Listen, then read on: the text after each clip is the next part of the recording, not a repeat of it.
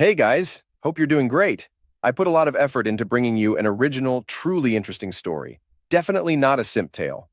I poured all my writing skills into making it engaging, so if you enjoy it, I'd really appreciate your support. Hit the like and subscribe button, and if you have any feedback, let me know how I can make it even better. Share your thoughts. I'd love to hear them. Thanks. All right, enough talk. Let's get into the story.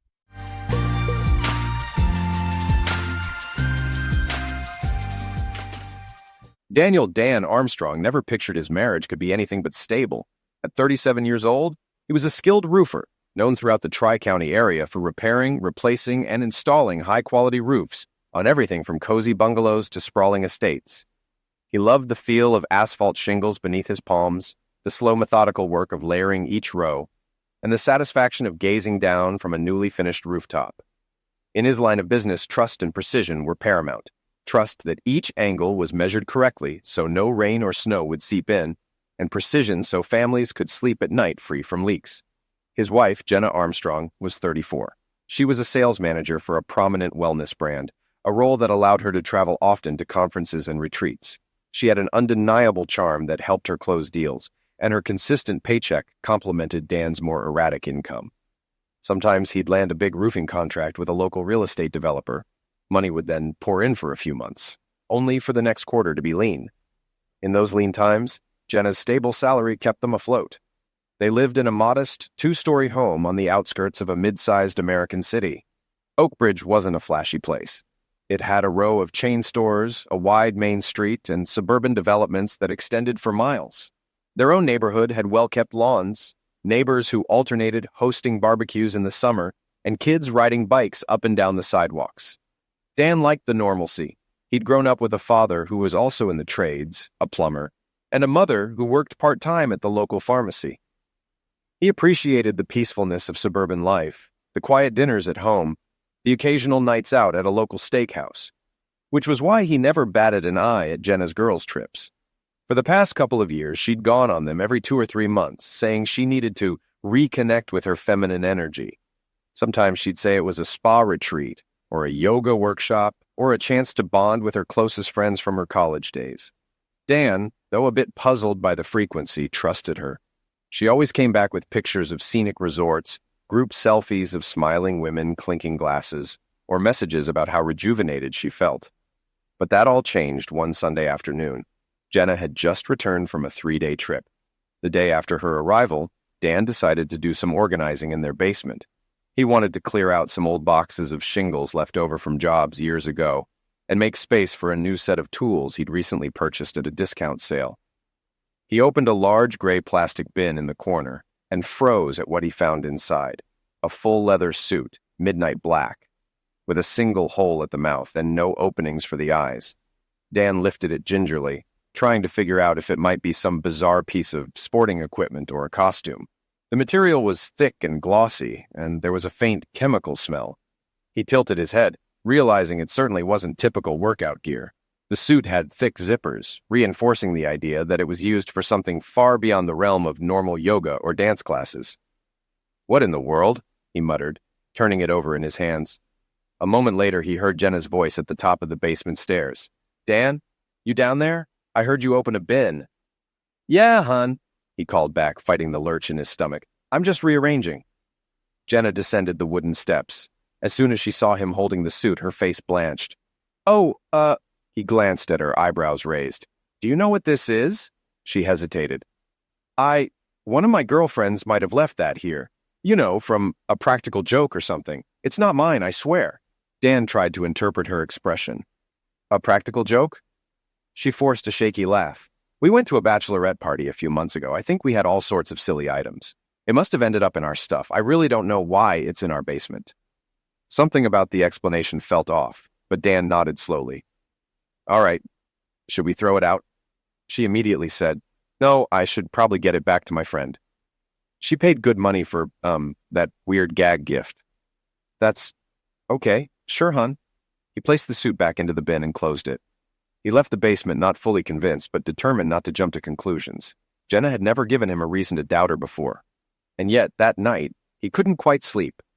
His mind replayed the sight of that strange leather outfit, the mouth hole, the thick zippers. It certainly didn't look like a harmless joke. The next morning, while Jenna was out on her sales calls, Dan wandered back down to the basement out of sheer curiosity.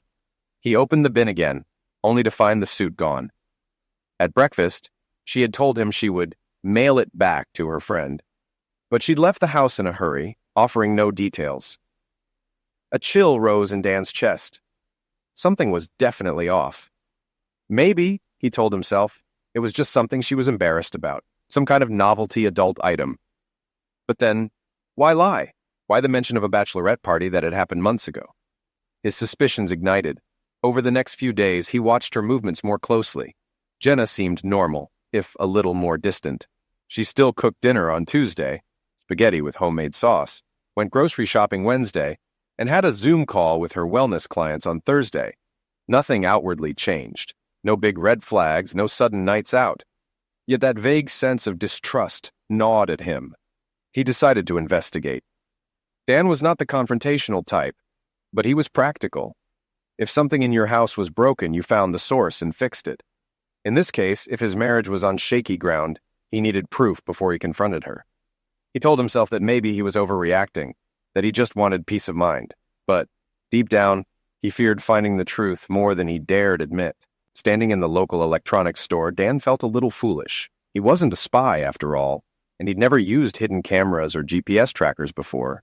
But there, beneath the bright fluorescent lights, he scanned the shelves of small surveillance equipment. The older salesman approached. Looking for anything in particular? Dan cleared his throat. Yeah, do you have those keychain cams or something that can record discreetly? Sure do. Over here. The salesman led him to a locked case. Inside were rows of covert devices, pens with hidden lenses, miniature voice recorders, GPS trackers the size of matchboxes. The salesman unlocked the case and slid out a few items. We get people from all walks of life wanting these. Some folks suspect theft or employees sneaking around or even cheating spouses. None of my business what you use it for. Dan managed a tight smile. Right. I just need something to keep an eye on my property. He ended up leaving with a small hidden camera disguised as an air freshener plug-in, a voice-activated recorder the size of a thumb drive, and a basic GPS tracker with a built-in magnet that could be attached to a vehicle's undercarriage. He hated the idea of spying on Jenna, but the memory of that leather suit fueled him on. Over the next few days, while she was at work, he methodically installed the hidden camera in the corner of their living room, carefully concealing its lens behind a fake plant. He placed the voice recorder in her car's glove box, hidden beneath a stack of old receipts. The GPS tracker he attached to the underside of the trunk. The first couple of weeks yielded nothing. The hidden camera recorded hours of mundane footage. Jenna reading on the couch, scrolling through her phone, flipping channels absent-mindedly, practicing yoga in the living room. The microphone picked up normal phone calls, clients complaining about order delays, her discussing sales strategies, some conversations with friends about meeting for lunch. Yet Dan never saw or heard mention of the mysterious suit or any suspicious rendezvous. In fact, Jenna seemed to be going about her routine the same as always. On a Wednesday evening, Dan found himself preparing dinner. Grilled chicken with steamed vegetables. Jenna breezed in, a bottle of kombucha in her hand. Hey, thanks for cooking. I'm starving. He forced a casual grin. No problem. You have a busy day? Yeah. My manager scheduled these last-minute Zoom calls for tomorrow, so I'm a little swamped. She set the kombucha on the table and scrolled through her phone. Dan watched her surreptitiously, wondering if she was texting someone. He caught a glimpse of her lock screen, just a text from her coworker about next week's sales meeting. He was starting to wonder if maybe he'd overreacted, if he was the one in the wrong for secretly filming her. But that weekend, she delivered news that rattled him out of his complacency. On Saturday morning, over a breakfast of scrambled eggs and toast, Jenna announced, I'm heading out on another one of those girls' trips. Sarah, Lisa, and a few others want to go to Lake Glendale Resort for 3 days. Dan's stomach twisted. Lake Glendale Resort was a well-known but secluded getaway. It had cabins, spas, hot springs, perfect for women wanting to do yoga or meditate. Yet in his mind, alarm bells rang. He forced an easy tone. Another one so soon? She shrugged, not meeting his eyes. Yeah, we're all stressed at work. Thought we deserved some downtime. I'll be back Tuesday. That's a 5-hour drive, he noted. You'll need someone to water your office plants. She gave a half smile. I'm sure they'll manage a few days. Don't worry about me, okay? He nodded but said nothing more. Inside, he was determined. This time, he'd follow her. Monday morning arrived, and Jenna left early, around 6 a.m., her suitcase in the trunk. Dan pretended to have a big roofing job lined up, but instead he got into his own truck and waited a few blocks away, engine idling. The GPS tracker pinged her location on his phone. She was heading north along the interstate. He kept a careful distance, sometimes 5 or 6 cars behind.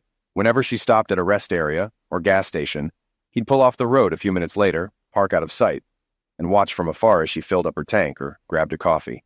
It was a tense, adrenaline-pumping drive. Dan had never tailed anyone before. At times, he feared losing her or that she'd look in the rearview mirror and spot his truck. But after about 5 hours, she exited at the Lake Glendale Resort sign, pulled into a large parking lot, and disappeared behind the resort's main lodge. He parked in a small lot across the street, near an old diner with peeling paint. From there, he could see the lodge's entrance. At around noon, Jenna stepped out of her car, took a small suitcase, and checked in at the front desk, presumably. She texted him a photo half an hour later, a picture of her and 2 friends he recognized, both wearing fluffy bathrobes raising champagne flutes. She seemed, on the surface, to be exactly where she said she'd be. But Dan's gut told him there was more to the story. He decided to keep watch. He bought a cheap sandwich at the diner, ate it in his truck, and waited. By late afternoon, he found himself dozing off. The inside of the truck felt stuffy, the hum of passing cars soothing. But he jolted awake to the sound of knuckles tapping on the passenger window. He blinked, disoriented, to see Jake Davis, the husband of one of Jenna's friends, Lisa Davis. Jake peered in, looking equally startled. "Dan, what the heck are you doing here?" Dan unlocked the passenger side door, and Jake climbed in. "I could ask you the same, Jake." Jake was in his mid-30s, built solid from years of working construction, and had a perpetually worried look on his face. He sighed. "I've been following Lisa. She said she was coming here with the girls, but something's not adding up. She's been acting weird for months." Dan's eyebrows shot up. "Let me guess, you found something strange at home." Jake nodded grimly. "Handcuffs, like legit metal handcuffs. She claimed it was a gag gift, but I couldn't shake the feeling something else was going on." Dan's heart thumped. "So you followed her?" Jake explained that he, too, waited until Lisa was on the road and then tailed her. He'd watched from a distance, and just like Dan, he saw her check in, seemingly normal. "I guess we both suspect the same thing." They decided to team up. Jake moved his car next to Dan's so it wouldn't raise suspicion. They discussed how to keep watch in shifts, ensuring one would stay awake while the other grabbed a nap. They set alarms on their phones, wanting to observe if Jenna or Lisa or the other women left the resort unexpectedly. That first night, around 1 a.m., Dan was drifting again, half listening to the radio. Suddenly, Jake shook him awake. "Dan, look!" Peering through the diner's window, they saw a black van rolling around to the side entrance of the resort. It was unmarked, and through the gloom, they could make out large men in suits, 3 or 4 of them, stepping out. Moments later, the lodge's side door opened, and Jenna, Lisa, and 2 other women emerged, still wearing casual clothes but with large black hoodies over them. Without hesitation, the men hustled the women into the van. The doors slammed shut. The van's headlights flicked on. "Oh, hell no," Jake breathed. "That doesn't look like any typical spa transport." Dan's instincts roared. "Let's follow them." They started the truck, careful to keep a couple of car lengths behind the van. The roads wound deeper into the mountains. For 3 hours, they followed this black van through dark highways, twisting side roads, and finally onto a narrow path that led to a remote region Dan hadn't known existed. The entire ride, Dan's nerves were on a razor's edge. If the men in the van realized they were being tailed, what might they do? Eventually, the van turned onto a gravel driveway, flanked by looming pine trees. A tall iron gate stood at the end, with elaborate scrollwork that shimmered in the moonlight. Beyond it, they caught glimpses of a massive, luxurious mansion, with towering pillars and a high fence that ringed the property. No lights from neighboring houses were visible. The nearest sign of civilization seemed miles away. Dan killed the headlights and parked behind a thick line of trees. He and Jake got out, hearts pounding. They quietly approached the fence, their shoes crunching on pine needles. In the distance, the black van rolled onto a paved courtyard. Security lights revealed men in suits stepping out, escorting the women into the mansion. Jake grabbed Dan's arm. "I can't see them. Let's climb one of these trees." With Dan's experience as a roofer, often climbing ladders and scaffolding, he hauled himself up the sturdy branches of a tall oak. Jake followed. From this vantage point, They saw the mansion's broad front, a marble veranda, and armed guards patrolling the perimeter. The men in suits wore earpieces, scanning the darkness. Peering through a pair of cheap binoculars, Dan saw something else. A well-dressed man stepping out of a sleek Cadillac. He was tall, wore gold chains around his neck, and had a commanding swagger. Dan squinted, trying to recall why he looked familiar. Then the man laughed, a deep resonant chuckle that echoed in the night. Jake hissed, "Who the hell is that?" Dan whispered, "I don't know, but he looks so familiar." A random melody drifted through Dan's mind, some older rap track from the 90s. He hummed a few bars unconsciously. Jake frowned. "You recognizing a tune?" Dan fumbled for his phone. He had a music app, similar to Shazam, that could identify songs if you hummed them. He sang a snippet of the melody that popped into his head. Feeling foolish, the app gave a result. "I'll Be Missing You" by P. Diddy. Jake's mouth fell open. "Wait, that's P. Diddy?" Dan shook his head, uncertain. "I don't know if that's him for sure, but he has the same build, the same way of laughing. This is so surreal." They watched as the man greeted others who arrived in Rolls-Royces and Bentleys, men in crisp suits and women in evening gowns or sleek cocktail dresses. Occasionally, the watchers caught glimpses of black hooded figures, escorted by more guards. It became clear that this was no standard party. Something secret, exclusive, and possibly illegal was unfolding here in the dead of night. The heavy fence, the roving guards, and the hush around the property signaled that law enforcement would be out of their depth, or perhaps bribed to stay away. Regardless, Dan and Jake decided to do the responsible thing and call the local police. They dialed 911, whispering urgent details about suspicious activity and possible kidnapping. About an hour later, a single squad car appeared at the entrance to the estate. Dan and Jake watched from their hidden vantage point as two uniformed officers stepped out, spoke briefly with someone at the gate, and then returned to their cruiser. The officers seemed unhurried, not even bothering to investigate further. Within minutes, they were gone. "That's it?" Jake mumbled, incredulous. "They left?" Dan felt dread coil in his stomach. "They're probably paid off, or that guy in gold chains has serious connections." By dawn, the black van was still on the property. There was no sign of Jenna or Lisa returning. Dan's phone battery died, so he retreated to his truck to charge it. Jake followed. They debated storming the gate, but that was clearly suicidal. The presence of armed guards and the possibility of violent men inside made them hold back. Finally, around mid-morning, a lanky man in black emerged from the estate's side gate, carrying a duffel bag. He got into a gray sedan that was parked along a side road. Dan and Jake, fueled by desperation, decided to tail him. The sedan wound its way back down the mountain roads, eventually stopping at a gas station convenience store. Dan parked discreetly, and they watched as the man used a payphone outside, then bought some cigarettes. "This might be our chance," Jake muttered. "We can corner him, see if he'll talk." Dan nodded. His heart hammered as they crept up on the unsuspecting man once he returned to his sedan. They flung open his door, yanked him out, and pinned him against the car. Jake barked, "Where's my wife? Where did that black van go?"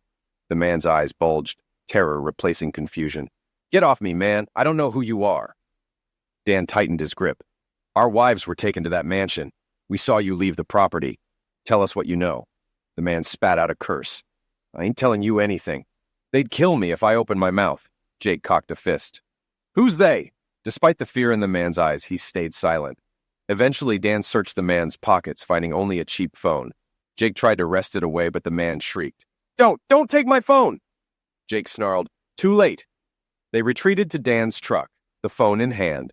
The man staggered after them, cursing, but when he saw the fury in their eyes, he backed off. "They'll kill you for messing with that phone, mark my words." Dan and Jake peeled out, breath racing.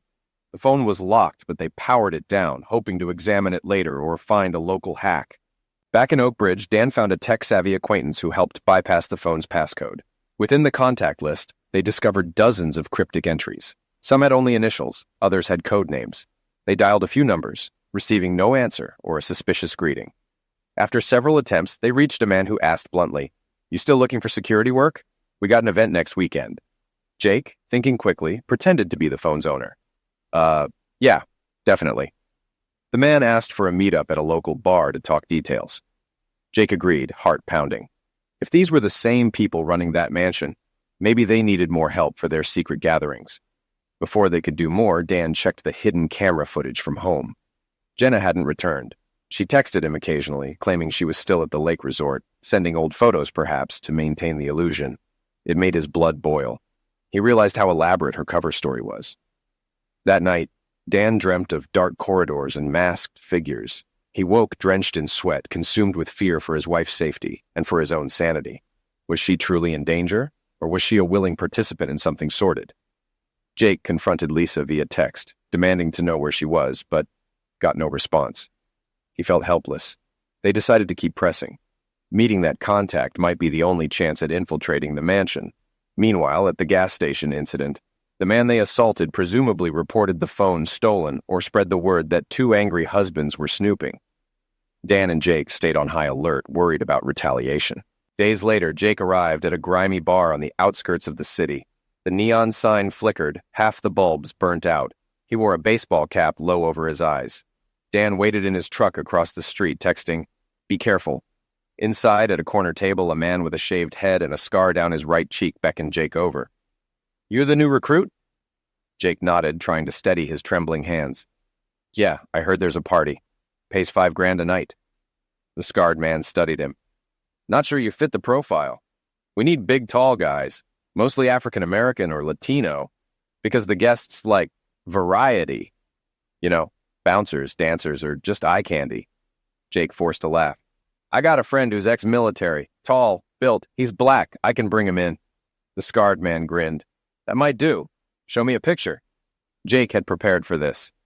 He pulled out his phone, showing a picture of their friend Marcus, who indeed was ex-military and fit. The scarred man nodded. "Get him to me by Friday. We do a screening. If we like him, he works the event Saturday. It's hush-hush, you get me?"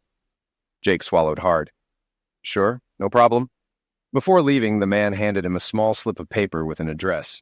"Have him come tomorrow at noon for an interview. We'll see if he's got the right stuff." Jake nodded, feeling the tension coil in his gut. He left the bar, climbed into Dan's truck, and relayed everything. "It's crazy, but it might be our only shot. Marcus can record whatever he sees." Dan exhaled slowly. "We have to ask him. This might be dangerous." Marcus Green, a longtime friend of Jake's from high school, had weathered his own share of storms. He'd served 5 years in the Army, had a few brushes with the law afterward, but had managed to turn his life around. When Jake and Dan brought up the secret mansion party, his skepticism was immediate. "Sounds shady as hell," Marcus said, rubbing a hand over his short-cropped hair. "But if it's a chance to help you guys find your wives, I'm in. Just promise me you'll have my back if something goes wrong." They reassured him that they'd be waiting nearby, ready to call the authorities, or do whatever it took if trouble arose. Before setting off on the assignment, Marcus insisted on equipping himself with a hidden camera, a small device pinned inside his belt buckle. Together they tested it to ensure it could transmit or at least store footage. Later that day, Marcus found himself at a seemingly abandoned warehouse for an interview. Inside, a makeshift office awaited him where 2 men and a woman in an elegant dress greeted him. Their questions were as bizarre as they were probing, inquiring if he had any health issues, whether he was comfortable with discreet labor, and if he harbored any moral qualms about adult entertainment. In return, they offered him $5,000 for one night, plus a $2,000 signing bonus if he kept his mouth shut. Marcus played it cool, explaining he needed the cash for personal debts. The interviewers nodded approvingly. "Report to the mansion at 8 p.m. sharp on Saturday," they instructed, handing him an address that turned out to be in the same mountainous region Dan and Jake recognized. After the interview, Marcus met up with Dan and Jake in Dan's modest living room. Sitting there, he fiddled with the small button-sized camera between his thumb and forefinger. Although his broad shoulders and military past usually exuded confidence, today his expression betrayed incredulity. "So let me get this straight," Marcus said, leaning forward as the late afternoon sunlight glinted off his shaved head. "You two want me to go undercover at this crazy secret mansion party wearing a hidden camera? That's the job, right?" Dan and Jake exchanged a quick look. Dan cleared his throat. "Yeah, that's basically it. We've learned these people are extremely thorough at security screenings. They'll pat you down, use metal detectors, everything. We have no idea what else they'll do." "Right," Jake chimed in. "We figure you're ex-military, you can handle yourself in a pinch, and you won't panic if things get rough." Marcus snorted, eyeing the camera. "Sure, I get that. But tell me again where you're suggesting I hide this thing?" He glanced warily at Dan, who had already sketched a rough diagram of the tiny device's possible concealment spots. Dan grimaced. The only sure way the guards won't detect it is if it's not somewhere they'd usually check, like in your shoe or behind a belt buckle or... Jake sucked in a breath. Look, the guys that patted me down when we tried to get near the place last time were extremely thorough. They'll find it in your shoe or belt. They'll find it in your collar or your watch. We have one last resort. You tuck it in your butt, Dan concluded, face reddening. We're sorry, Marcus. Marcus stared in open-mouthed disbelief, then burst out laughing. You want me to hide a camera in my butt? Hell no. I only did that once, and it was definitely not by choice. It was that year I spent in county jail, and let me tell you, it wasn't a fun time. He shook his head firmly. I'm not going down that road again, especially not voluntarily. Come on, guys. Jake held up both hands. Look, we know it sounds insane, but we have no idea how else to smuggle that thing in. They'll do everything short of a cavity search. Though I wouldn't put it past them if they get suspicious. Marcus raised an eyebrow. Then that's exactly my problem. If they get suspicious, we're all screwed. Also, I'm not super thrilled about walking around with a piece of tech jammed up my... Okay, Dan cut in. We'll offer you an extra $10,000 if you do it. Marcus paused. How much were you paying me before? Jake spoke quietly. We pooled our money. We can give you $5,000 up front, $5,000 after. That's 10 total for the job. But we'll throw in an extra 10 if you do the camera lot of trust scenario. 20 grand total. Marcus looked torn, exhaling sharply. Man, I'm not doing this for money. I already said I was in to help you guys catch these witches. He paused, rolling his eyes. And by witches, I mean your wives, their secret group, all that blackmailing nonsense. My own girlfriend cheated on me a few months back, so trust me, I sympathize. I'd love to expose the scumbags running that mansion. But you're telling me the only guaranteed way to get proof is me playing the donkey with a camera? Jake and Dan exchanged glances again. Dan tried for a lighthearted grin. If you have any other brilliant ideas, let's hear 'em, because we're out. Marcus sucked his teeth, his gaze drifting down to the miniature camera. God, I can't believe I'm even considering this. Then he shrugged. Fine, but only because you two are my friends and because I want to help nail these psychos to the wall. Jake's shoulders sagged with relief. Thank you, man. We'll do everything we can to make sure you're safe.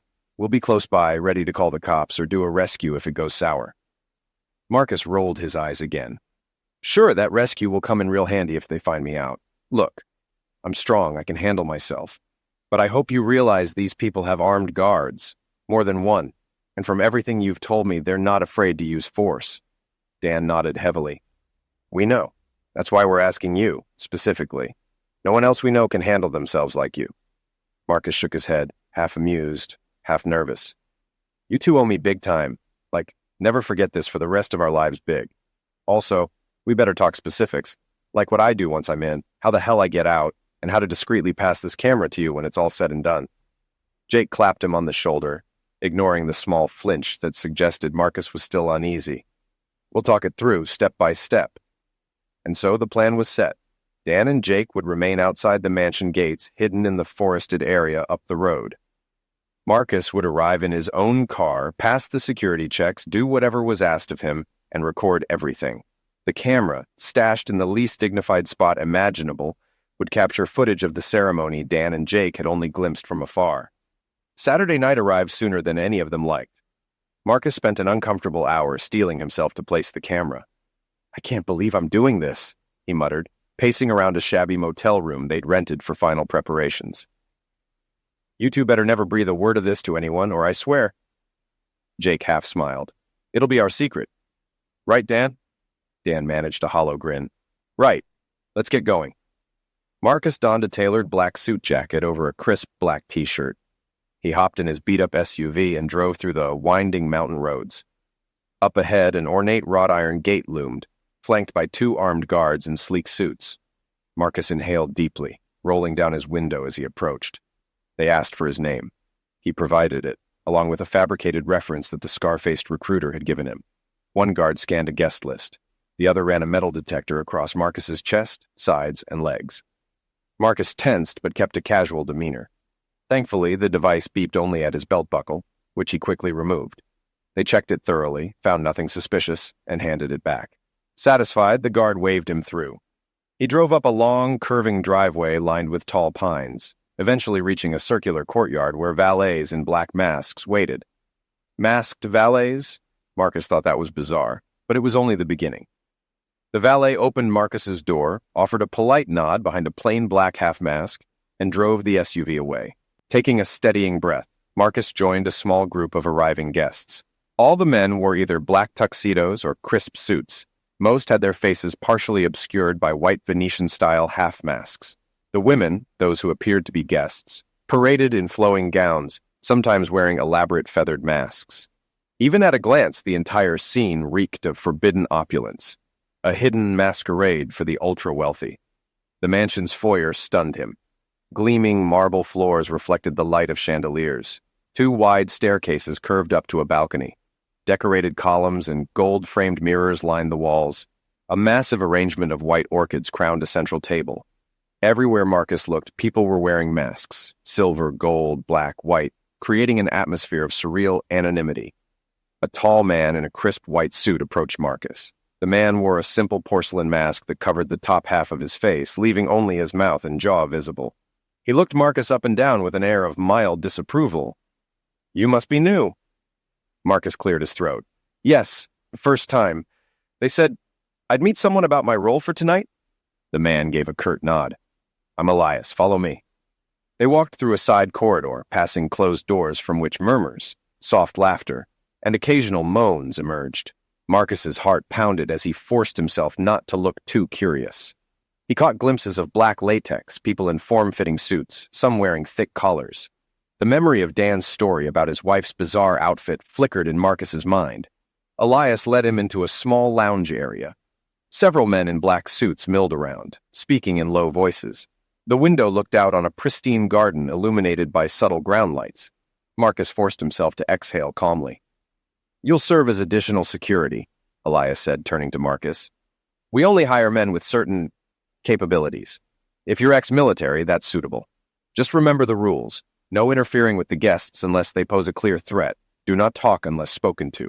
And do not remove anyone's mask without permission." Marcus nodded. "Understood." Elias handed him a plain black domino mask. "Wear this. It identifies you as staff." Marcus slipped it on. It covered the area around his eyes, hooking behind his ears. He felt oddly self-conscious, but no more so than the existing tension swirling in his gut. He had to keep the device steady. His butt felt more uncomfortable by the minute. Elias gave Marcus a final once-over.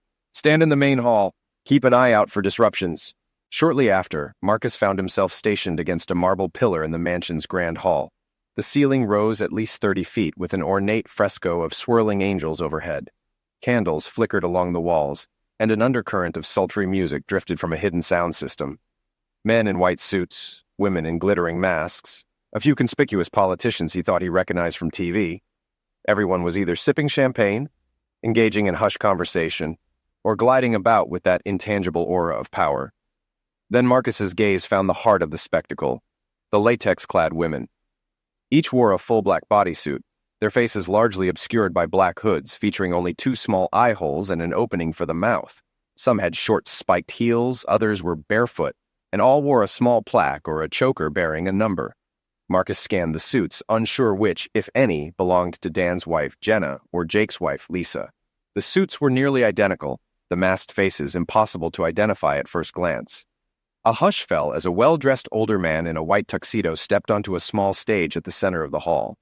Flanking him were 2 men in elaborate half-masks, each holding a silver staff.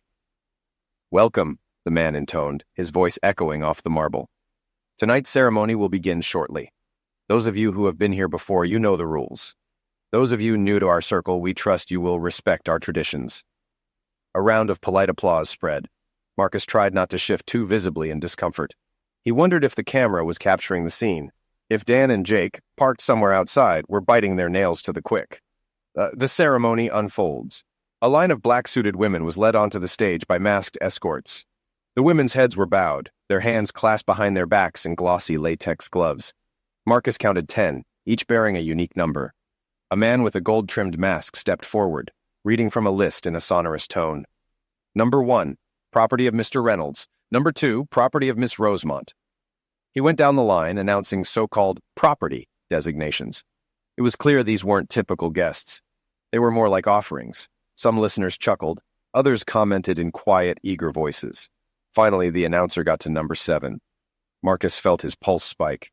Number 7's hood angled up slightly, revealing a flash of auburn hair around the neck. Number 7, special request. Private session with the Circle's esteemed patron. Potential bids begin at 50,000. A wave of murmurs rippled through the crowd. Marcus's mind churned. Was that Jenna Armstrong? Dan had mentioned his wife's auburn hair. Could it be a coincidence? Then, number 14 assigned to the Skylark Syndicate for tonight's entertainment. Marcus remembered Jake's frantic description of Lisa's dark blonde hair and slender build.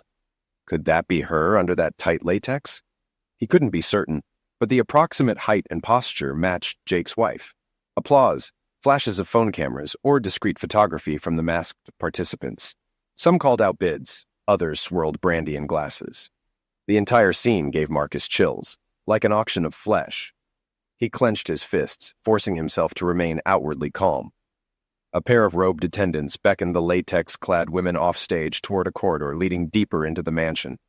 The ceremony rolled on with a speaker praising the legacy of the Hidden Circle, how it had existed for decades, a hub of true power and pleasure. Marcus nearly gagged at the pretentious speechifying. He needed evidence. He needed to get closer. But a tall guard with muscular arms folded across his chest stood near the corridor, making sure no unauthorized staff ventured near. Marcus's phone, tucked in his pocket, vibrated. He risked a glance, turning slightly away. A text from Dan read, "Anything? You see them?" Marcus typed back quickly. "Saw #7, maybe your wife. #14 might be Lisa. Auction-like ceremony, filming everything. Trying to get more." Then, slipping the phone away, he resumed his statue-like stance. He silently thanked the powers above that no one seemed to notice.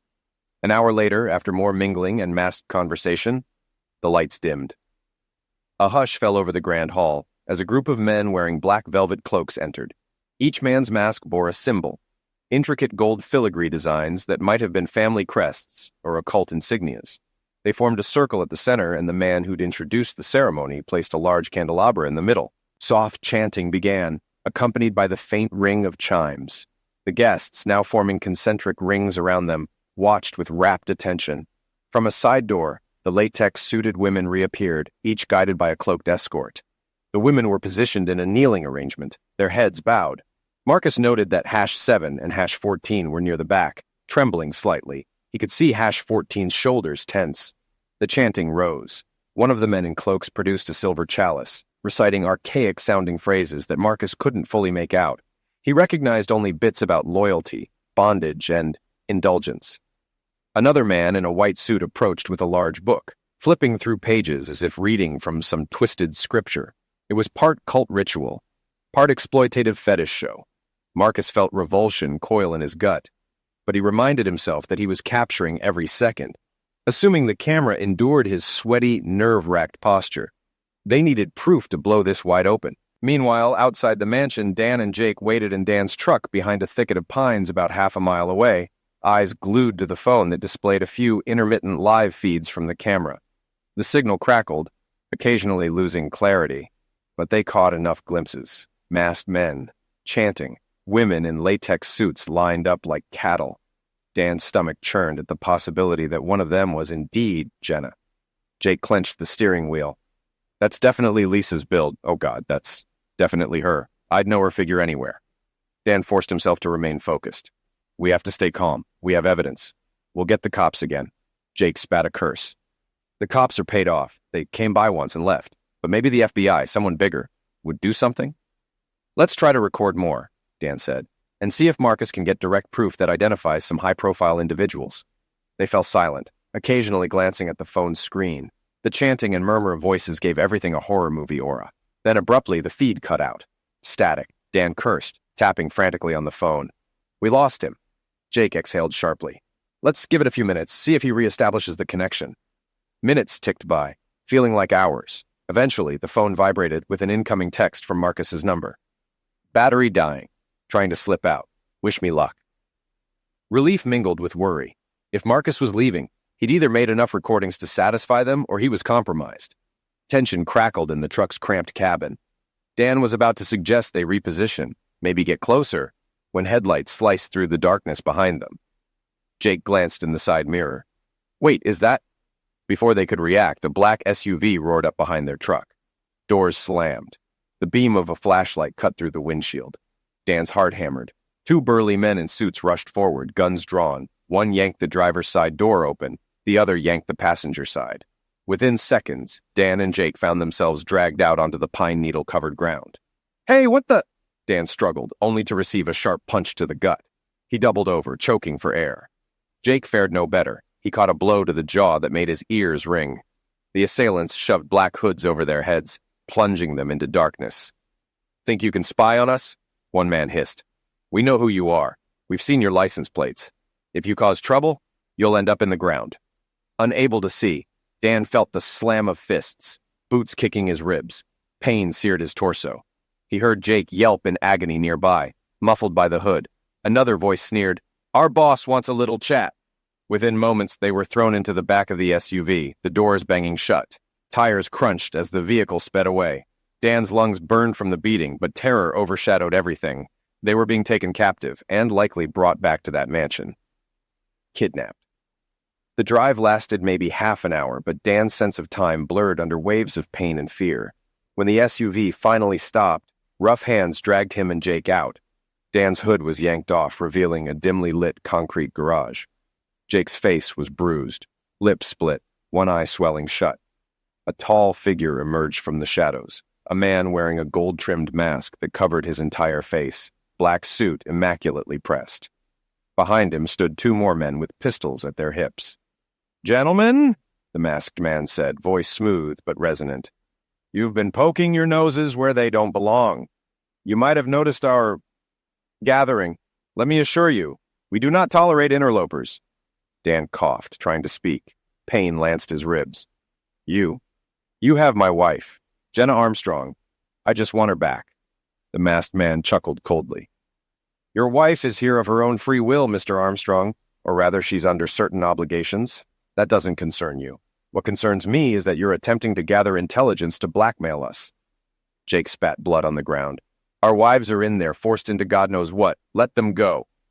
A swift backhand from one of the guards made Jake stumble. The masked man sighed as though inconvenienced. "Whether they're forced or not is irrelevant to you now. We own the local authorities, the courts, the entire system. Any attempt you make at exposing us will result in your immediate disappearance. Do I make myself clear?" Dan closed his eyes, fists trembling with rage. "We're not the only ones who know." "Lie," the masked man snapped. "But that's immaterial. Word of our existence has circled before, and we remain untouchable." He paused, turning to one of the guards. "Teach them a lesson they'll never forget." A new wave of beating commenced, fists and boots smashing into Dan's sides. He tried to shield his head. Nearby, Jake cried out in pain. After a brutal minute, the masked man raised a hand. "Enough. Take them away." Through a haze, Dan felt himself dragged across the cold concrete. He expected they'd be tied up or locked in a cell. Instead, they were thrown into another SUV, hooded again. Another drive, more confusion. Finally, the vehicle skidded to a stop. They were shoved out onto a gravelly roadside. The SUV roared away into the night. Dan collapsed, panting. Jake lay beside him, groaning. Moonlight revealed a desolate stretch of highway. No lights in sight. Dan's entire body throbbed, his head spun. Jake coughed, spat blood. They know everything. We have to get out of here," Dan croaked. He struggled to his feet, then helped Jake up. They limped along until they found a small gas station, closed for the night, but there was a payphone outside. Dan fumbled for coins. No luck. They sank against the wall, battered and shell-shocked. Eventually, a passing car stopped. The driver, alarmed by their injuries, offered to take them to a hospital. Dan and Jake, battered and exhausted, had little choice but to accept. Hospital and realizations. At the hospital, Dan's bruised ribs were wrapped. Jake needed stitches over his eyebrow. A detective from the local sheriff's department arrived, took a half-hearted statement, but seemed oddly uninterested. Dan suspected the detective might be on the Circle's payroll, or terrified of them. Either way, it was clear they wouldn't get real help here. Jake dozed in a stiff recliner, black and blue across his cheek. Dan stared at his phone, hoping for word from Marcus. Finally, a text appeared. "I made it out. Gonna find somewhere safe. That was insane. My camera got messed up, but I have some footage. I'll call you soon." Relief warred with apprehension. They had at least some proof, but the people they were up against were dangerously powerful. They'd been beaten and dumped on the side of the road. What next? Confronting the wives. The next day, Dan left the hospital against medical advice, wincing at every movement. He returned home, his modest two-story in Oakbridge. He entered to find Jenna in the living room, still dressed in a casual sweatsuit, hair damp from a shower, as if nothing had happened. When she saw his bruised face and limp, she sprang up, feigning alarm. "Oh my God, Dan, what happened to you?" she asked, eyes wide. He glared, pain flaring in his side. "What do you think happened? I was beaten by your fancy secret society buddies, the ones who threatened to kill me if I didn't drop my investigation." Her face went pale.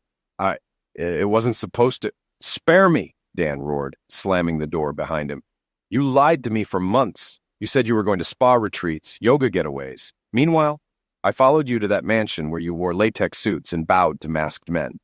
She swallowed hard, tears brimming. "Dan, listen." "No, you listen!" Dan snapped, voice hoarse with rage. "I risked my life trying to figure out where you were taken. I got tortured, threatened with murder, all for you. Meanwhile, you were part of that twisted ceremony, letting them treat you like property. Why?" Jenna's tears spilled. "It started out innocent enough. Some kind of elite networking group for my wellness brand. They promised big investors, hush-hush deals. I was curious. Then they introduced the darker side. By the time I realized what it was, they had blackmail material on me. They made me wear those suits, attend ceremonies, and if I refused, they threatened to ruin both our lives, told me they'd have you fired or worse." Dan shook his head, fury burning in his chest. "You should have told me. We could have fought it together, but you lied. You kept going back. You roped Lisa into it too." Jenna's voice cracked. "They demanded I bring in other women. They said if I didn't, they'd start hurting you. I panicked. Lisa needed money too. She came willingly at first, but then she also got trapped." "It's a sick cycle," Dan spat. "And you never gave me a chance to help. Instead, you let them turn you into a pawn." Her tears flowed steadily. "I wanted to protect you, I swear." Dan advanced, wincing at his injuries. "Protect me? They nearly killed me. That's your protection?" He paused, noticing something. "What's that on the floor by the vent?" Jenna's eyes flickered with dread. "Nothing, just a loose board. Dan brushed past her, kneeling to pry up a small section of the hardwood floor near the wall vent. Beneath it lay a metal cash box. He hauled it out, flicked it open, and stared at the neat stacks of $100 bills. "There must be over 100 grand here. You've been hiding this. Where'd you get it?" Jenna's tears dried up in shock. I got it from the Circle. Sometimes they paid me for special appearances. I intended to use it to open my own wellness business eventually. I was hoping if I got that off the ground, we wouldn't need to rely on them anymore." Dan's rage escalated. "So you did all this for money? You let them degrade you, you recruited your friend, and you endangered my life just so you could start your dream business?" He laughed bitterly, tears stinging the corners of his eyes. "I can't believe this." She sank onto the couch, voice trembling. "It's not just about the money. They had blackmail, photos, videos. They threatened to destroy us if I didn't cooperate. I was terrified, Dan." He glared, clutching the cash box. "Terrified? I'm the one who just got half my bones kicked in, dumped on a road. Where were you then?" He turned on his heel, heading for the door. "Wait," Jenna cried, scrambling to her feet. "What are you going to do?" He cast her a steely glare over his shoulder. "I'm leaving. And I'm taking this money as partial compensation for the nightmare you put me through. You're free to call the cops or your precious Circle. I don't care. I'm done." She let out a strangled sob, covering her face with her hands. Dan walked out, slamming the door so hard the windows rattled. Jake, similarly battered and furious, confronted Lisa at their home. She tried to hug him when he walked in, but he shoved her away. "Don't touch me," he said, voice low and seething. "You got me abducted and beaten. Explain yourself." Lisa's eyes brimmed with tears. "I'm so sorry, Jake. I didn't think it would go this far. The money was too good to pass up. Then they forced me to keep going or they'd ruin us." Jake clenched his jaw, the stitches over his eye throbbing. "Dan nearly died trying to track you down. You realize that? He's covered in bruises. I'm not much better. This is what your opportunity cost us." Lisa sobbed.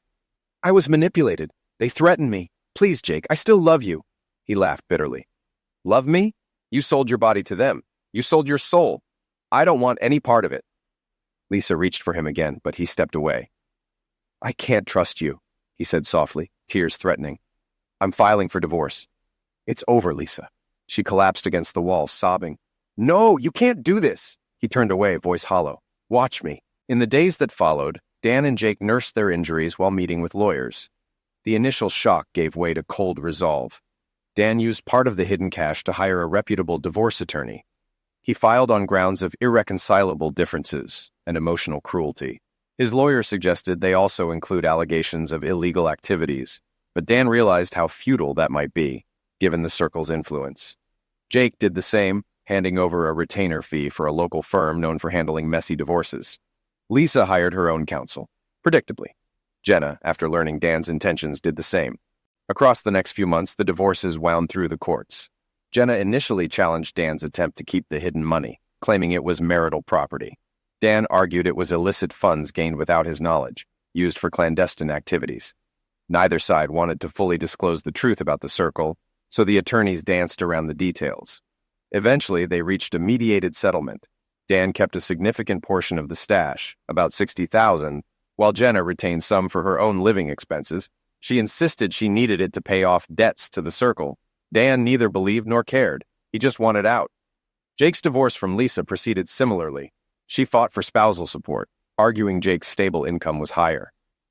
His lawyer countered with evidence that Lisa had received large sums from an unknown source, though they never spelled out exactly where. In the end, a judge granted the divorce, awarding Lisa minimal alimony since she possessed her own suspicious nest egg. The final decrees took a toll on both men. Dan signed his name on the dotted line with shaking hands, feeling heartbreak swirl with relief. Jake stared hollow-eyed at the thick stack of paperwork, remembering the love he'd once shared with Lisa, now just a memory drowned in betrayal. Amid the legal chaos, Marcus arranged a clandestine meeting at a highway diner.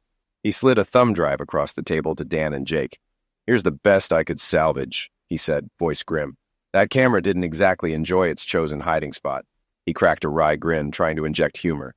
"But I got some decent footage before the battery started acting wonky." Jake swallowed. "Thank you. You saved our lives, man, and you risked yours for us." Marcus shrugged. "Hey, I did it because we're friends, and because after my ex cheated on me, I really hate that kind of secret double life crap. Also," he added with a mischievous grin, "the money you two promised sure doesn't hurt. I can pay off some debts now, maybe start my own gym. But let's never mention how exactly that camera got inside, all right?" They all chuckled darkly, a rare moment of levity amid the trauma. Dan studied the thumb drive. "So is there enough here to blow the circle wide open? Or at least threaten them?" Marcus hesitated. "You see glimpses of big names, but they're wearing masks. The ceremony is partly shown, plus a few faces are visible when some folks slip their masks up to drink. But it's not conclusive.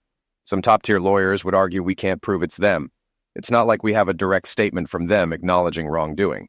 Jake tapped the table, frustration flickering. "So, once again, the powerful hide behind anonymity." Marcus nodded. "Pretty much. The cops might be bribed anyway. The FBI might want it, but who knows if they'll do anything. These guys have tentacles everywhere." Dan exhaled heavily. "We'll keep this footage in a safe place. Maybe an insurance policy in case they try coming after us again." Jake agreed.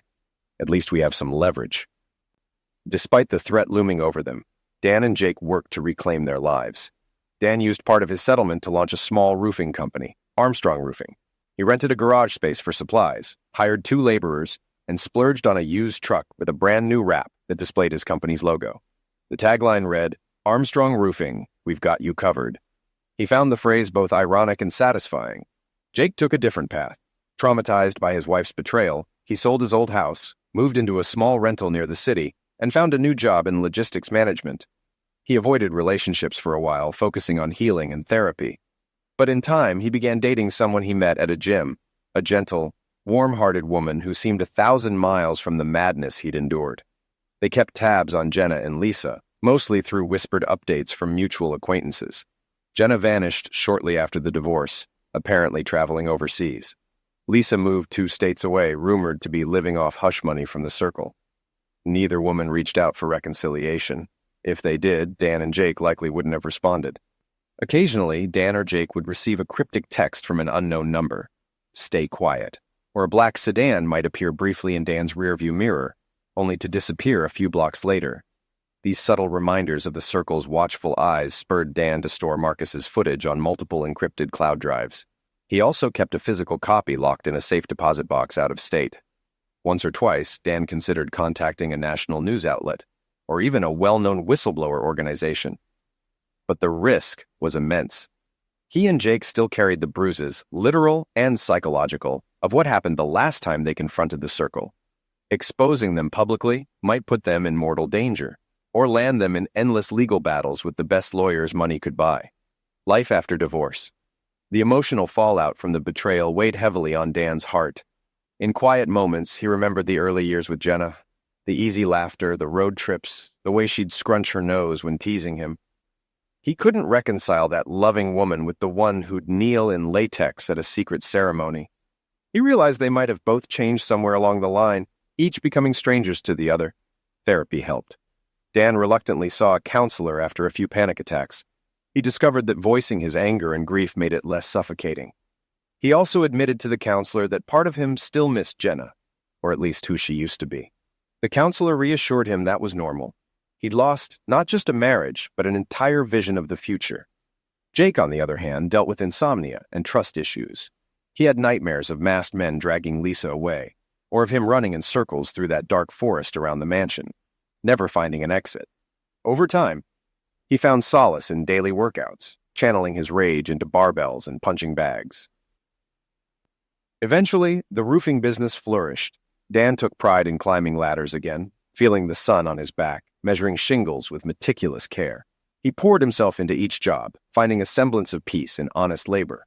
When he finished a roof, he'd stand atop the highest gable, gazing out at the suburban sprawl. Ordinary houses, families who had no idea how dark the world could be. One afternoon, a year after the divorce, Dan got a call from a prospective client, Carrie, who needed her elderly father's house re-roofed. She turned out to be a nurse at a nearby hospital, exuding warmth and kindness from the moment Dan met her. Over the weeks of the roofing project, they chatted casually. She asked about the bruises on his arms, the faint scars, and he gave her a vague answer about a rough patch. She didn't pry. When the job was done, Carrie surprised him with homemade cookies and an offer to grab coffee sometime. Dan hesitated. Memories of Jenna still haunted him. But he decided to give it a chance. Coffee turned into dinner, dinner turned into a series of gentle, unhurried dates. Carrie didn't demand secrets from him, content to learn only what he felt ready to share. Jake's new girlfriend, a yoga instructor named Elaine, had a similarly calming presence. She'd never been married, but she'd lived through her own heartbreaks. She respected Jake's boundaries, let him open up on his own schedule. News occasionally broke in cryptic headlines. Local politician resigns amid rumors of scandal. Business tycoon accused of hosting secret parties.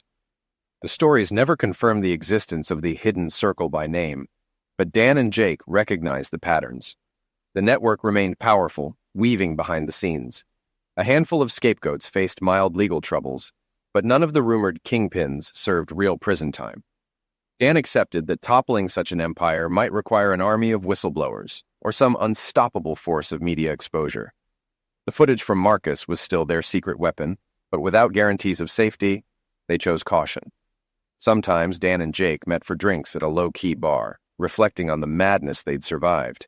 They recounted the infiltration, the savage beatings, the moment Marcus had to hide a camera in the most humiliating spot. They'd laugh now, though the memory still left a bitter taste. "Think we'll ever truly be free?" Jake asked once, swirling the last of his beer. "From them, from what happened?" Dan shrugged, gazing at the dark foam in his glass. "I'm not sure, but we've built new lives, at least. That's something." Jake raised his glass. "To new beginnings." They clinked drinks, each lost in their own thoughts of how close they'd come to losing everything. On a crisp autumn morning, Dan stood atop a client's roof, hammering shingles into place. The air smelled of fallen leaves and faint chimney smoke.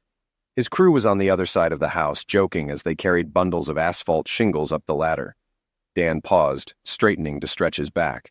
From this vantage point, he could see the entire cul-de-sac. Children waiting for the school bus, an old man raking leaves, a neighbor rolling out the trash can. Normal life, untouched by dark ceremonies, masked auctions, or black vans in the night. His phone buzzed in his pocket. He carefully balanced on the roof's pitch, took off a work glove, and checked the screen.